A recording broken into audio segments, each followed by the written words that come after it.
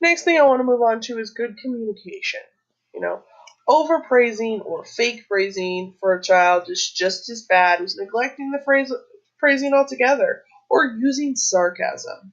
So these things can be damaging because of the fact that they teach a child that they don't have to do too much to get praise. If you're praising every little accomplishment, like, yay, you did it, yay, you did it, yay, you did it, one, it starts to wear out after a while. The authenticity of what you're saying just doesn't mean as much to them. And it also shows them that I don't have to do much to be a good child in the eyes of my parents. So this brings down that want to strive, that want to do more, that challenging we talked about before, challenging the brain. So we want to praise, but we don't want to praise everything that they're doing. Even small gestures like a pat on the back or, a rub of the shoulder or a good job.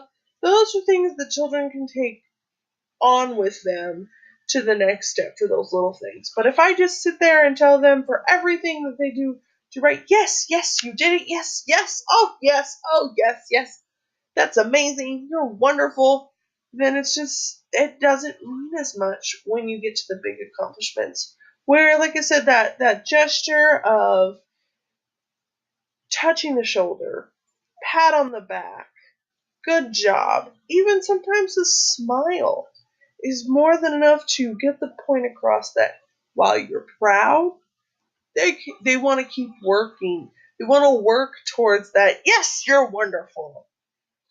Um, and like I said, it can be just as discouraging to children because they don't have feel like they have to do as much to get that yes of approval, or like you're not actually proud of them because you're praising everything that they do.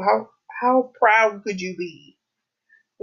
So it can be just as damaging because on the flip side, children that feel neglected in their praise start to feel like no matter what they do, it's not good enough for anyone to notice.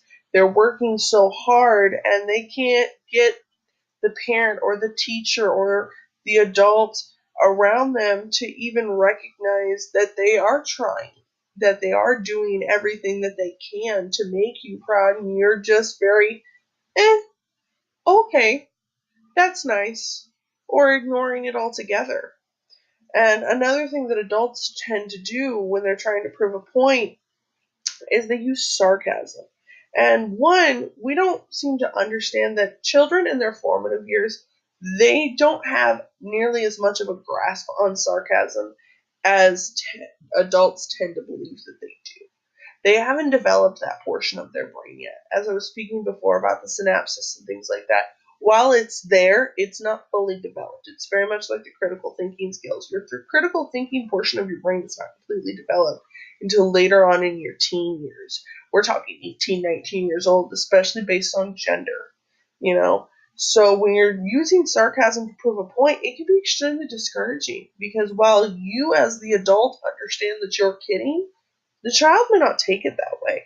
So we want to try to avoid using terms like, that's good, I guess, and things like that because they're not understanding that and they're going to take it to heart. They're going to believe that you're not truly believing in them or they're not understanding what you're trying to say. And it creates this disconnect between adults and children that we want to try to avoid. Even teenagers can tend to struggle with that. And we don't want to damage that self esteem of feeling like they either can't talk to us or when they do talk to us, that we don't understand them. Because then you've cut off that line of communication. We want to keep that communication open and flowing between parent and child or student and teacher.